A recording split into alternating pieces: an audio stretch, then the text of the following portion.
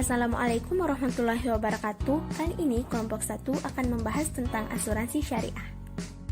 Muatan materi yang akan dibahas yang pertama definisi dan mekanisme transaksi asuransi syariah, dasar hukum asuransi syariah, prinsip dasar asuransi syariah, hak dan kewajiban para pihak yang terkait, serta jenis-jenis dan risiko pada asuransi syariah.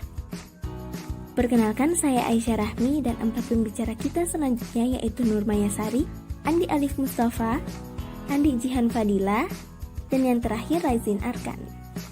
Definisi dan mekanisme transaksi. Menurut Dewan Syariah Nasional, asuransi syariah adalah sebuah usaha untuk saling melindungi dan saling tolong-menolong di antara sejumlah orang, di mana melalui investasi dalam bentuk aset atau tabarruk yang memberikan pola pengembalian untuk menghadapi risiko tertentu melalui akad atau perikatan yang sesuai dengan syariat Islam. Asuransi syariah pada prinsipnya bukan transaksi. Ingat ya teman-teman, bukan transaksi. Sistem yang digunakan adalah tabarruk atau dana kebajikan. Semisal, seorang peserta memberikan dana kontribusi sebesar 1 juta rupiah untuk mendapatkan jaminan atas mobilnya. Dana ini bersama kontribusi dari peserta-peserta lain dikumpulkan dan dikelola oleh pengelola asuransi syariah. Dalam hal ini, jika terjadi kemalangan, maka dari dana tabarruk tersebut akan memberikan manfaat senilai mobil semisal 100 juta rupiah. Terkait dengan dasar hukum asuransi syariah sendiri, dari segi hukum positif, asuransi syariah mendasarkan legalitasnya pada Undang-Undang Nomor 40 Tahun 2014 tentang perasuransian.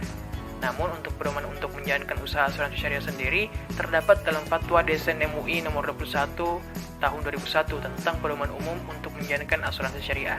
Namun dikarenakan Fatwa DSN MUI tersebut tidak termasuk dalam peraturan perundang-undangan Indonesia, maka dikeluarkan juga Peraturan Menteri Keuangan Nomor 11 PMK Nomor 10 2011 serta Peraturan Menteri Keuangan Nomor 18 PMK Nomor 10 Tahun 2010 yang keduanya memuat regulasi tentang asuransi dan reasuransi syariah yang diterbitkan guna memperkuat kepastian hukum dalam penyelenggaraan asuransi syariah di Indonesia. Selanjutnya adalah prinsip dasar penyelenggaraan asuransi syariah di Indonesia. Yang pertama, prinsip tauhid. Yang kedua adalah prinsip keadilan. Yang ketiga adalah prinsip tolong-menolong. Yang keempat adalah prinsip kerjasama. Yang kelima adalah prinsip amanah. Yang keenam adalah prinsip saling ridho. Yang ketujuh, prinsip menghindari riba. Yang kedelapan, larangan masyir atau judi. Dan kesembilan adalah prinsip larangan gahar atau menghindari ketidakjelasan. Para pihak yang terkait. Yang pertama perusahaan asuransi syariah, yang kedua pemegang polis, yang ketiga peserta, yang keempat pialang asuransi, yang kelima agen asuransi, dan yang keenam pengelola statuter. Selanjutnya, hak dan kewajiban para pihak. Menurut Fatwa Dewan Syariah Nasional Nomor 53-DSN-MUI-3-2006 tentang akad tabarruk pada asuransi syariah. Kewajiban peserta adalah memberikan dana tabarruk yang akan digunakan untuk tolong-menolong dan sebagai imbalannya, peserta berhak menerima dana tabarruk. Sementara, pengelola berkewajiban mengelola dana tabarruk dan berhak mendapatkan bagi hasil atas dana tabarruk yang diinvestasikan. Asuransi syariah terdiri dari 2 jenis, yakni yang pertama takaful keluarga atau biasa disebut asuransi jiwa.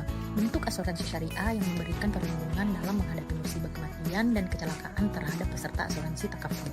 Adapun contoh asuransi takaful keluarga yakni takaful berencana, takaful pembiayaan, pendidikan, dan sebagainya.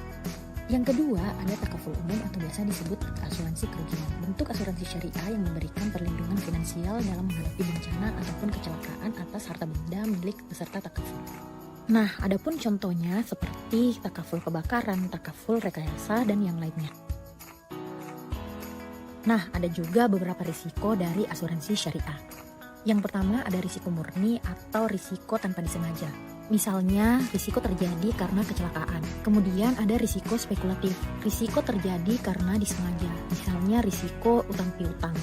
Yang ketiga ada risiko fundamental, risiko yang penyebabnya tidak dapat dilimpahkan kepada seseorang saja dan dialami tidak hanya satu orang atau beberapa orang saja, tetapi banyak orang seperti banjir, angin topan, gempa bumi, dan sebagainya. Selanjutnya ada risiko khusus, risiko yang bersumber pada peristiwa yang mandiri dan umumnya mudah diketahui penyebabnya seperti pesawat jatuh ataupun tabrakan mobil. Kemudian yang terakhir ada risiko dinamis, risiko yang timbul karena perkembangan dan kemajuan dinamika masyarakat di bidang ekonomi, ilmu, dan teknologi seperti risiko keuangan, risiko penerbangan angkasa, dan sebagainya. Demikian materi-materi yang terkait dengan asuransi syariah. Semoga bermanfaat. Terima kasih. Assalamualaikum warahmatullahi wabarakatuh.